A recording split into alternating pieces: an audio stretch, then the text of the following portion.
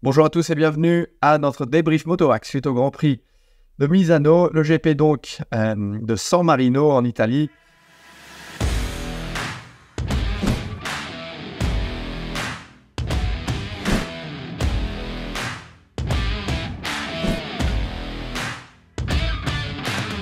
Qui a été un Grand Prix de record avec un nouveau record pour Jorge Martin, le pilote espagnol, qui lui a fait un carton plein d'ailleurs ce week-end.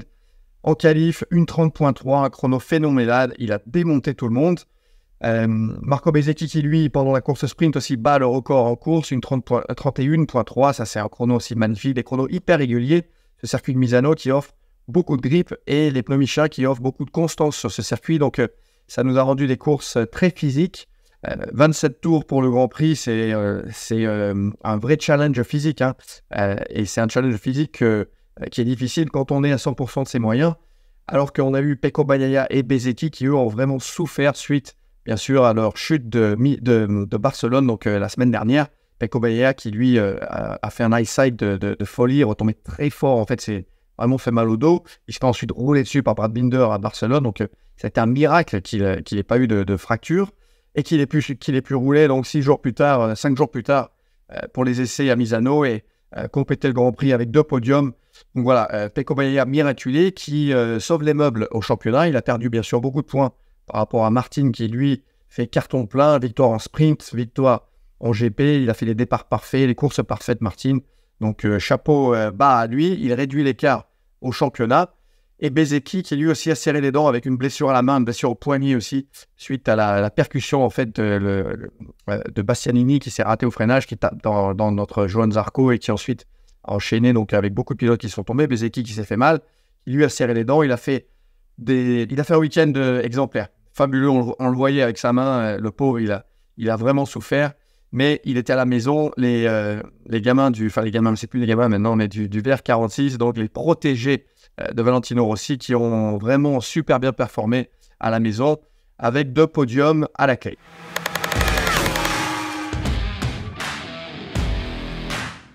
Alors ça a été un beau week-end pour les Italiens et ça a été un beau week-end aussi pour les Autrichiens puisque chez KTM on a bien performé, on a une machine qui est excellente sur les circuits comme ça, stop and go, des virages lents, des grosses accélérations, et on a un pilote d'essai chez KTM qui est incroyable. Dani Pedrosa, la performance qu'il a fait ce week-end, franchement, c'est difficile à expliquer en fait, puisque sans faire la totalité des Grands Prix, sans avoir vraiment le rythme de course comme ces pilotes qui roulent pratiquement toutes les semaines, lui, il a fait, sa dernière course, c'était la wildcard à Jerez, où il a super bien performé d'ailleurs. Et là, il a encore monté d'un cran, Dani Pedrosa. Alors, il a préparé ce week-end, hein, il a fait plusieurs tests à Misano avec KTM, en amont donc pour ce Grand Prix. Et là, qualifié la moto en 5e place et 2 4e places, alors qu'il avait le rythme en plus pour faire 3e. Dani Pedrosa, exemplaire. Alors c'est dû au fait que son talent est toujours intact, sa motivation est toujours intacte, il a toujours envie d'aller prendre des risques et d'aller au charbon, hein, comme on dit. Et puis c'est aussi dû aux spécifications actuelles du MotoGP, en fait, le style de Dani Pedrosa, son format aussi, le fait qu'il soit petit, aéro, très léger, ça lui permet de moins charger les pneus en fait, et donc de maximiser le grip et la performance de sa machine. Alors c'est une superbe performance pour Dani Pedrosa et surtout un atout en fait Dani Pedrosa pour KTM, où il va pouvoir donner encore plus d'infos pour pouvoir développer cette machine et la rendre plus performante.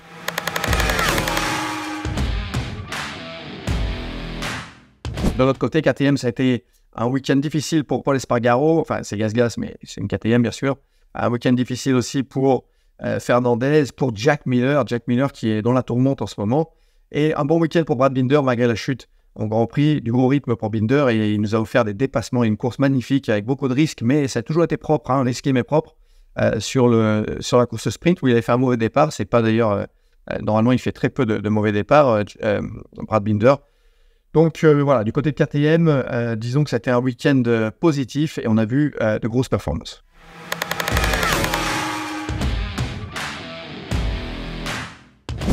On va parler aussi bien sûr des rumeurs du côté d'Honda et de Marc Marquez, puisque tout le week-end, ça a été vraiment...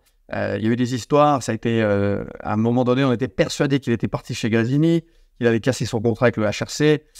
Ensuite, ça s'est rebalancé. Alors, Marc Marquez, il a balancé un peu d'huile sur le feu aussi. Il n'a pas, disons qu'il n'a jamais daigné. Donc, voilà, il n'a jamais confirmé, il n'a jamais affirmé. Je pense que c'est une manière pour lui de manipuler aussi un peu les médias, pour mettre de la pression sur Honda. Il veut des résultats, Marc Marquez. Il veut voir des évolutions. Il veut que Honda aussi aille chercher des techniciens dans les autres teams.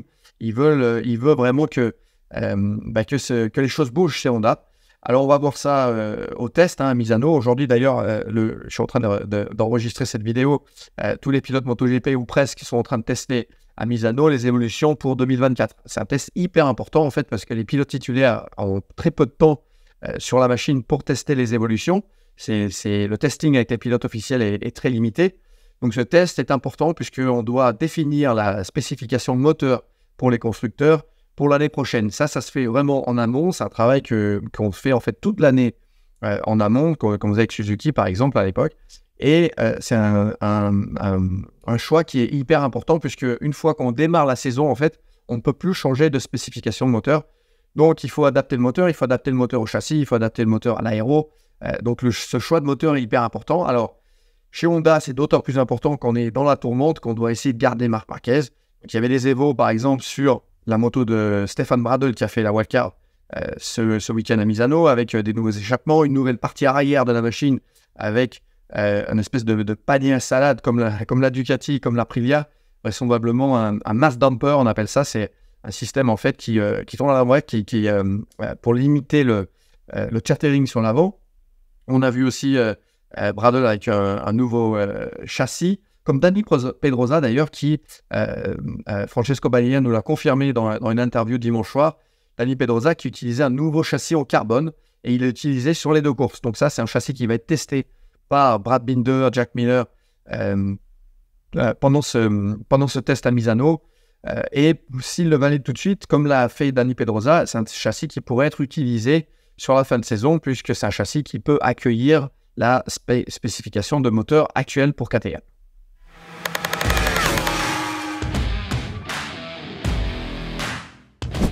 Du côté d'Aprilia, ça a été un week-end difficile. On s'attendait un peu à un week-end difficile puisque Misano, c'est un circuit stop and go.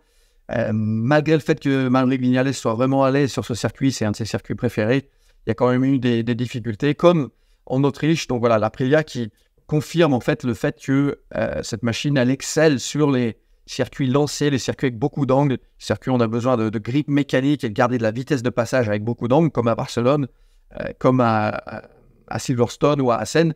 Mais sur les circuits stop and go, c'est un petit peu plus difficile. Donc voilà, l'Aprilia qui n'a pas brillé, en tout cas les pilotes Aprilia qui n'ont pas pu venir sur le podium ce week-end.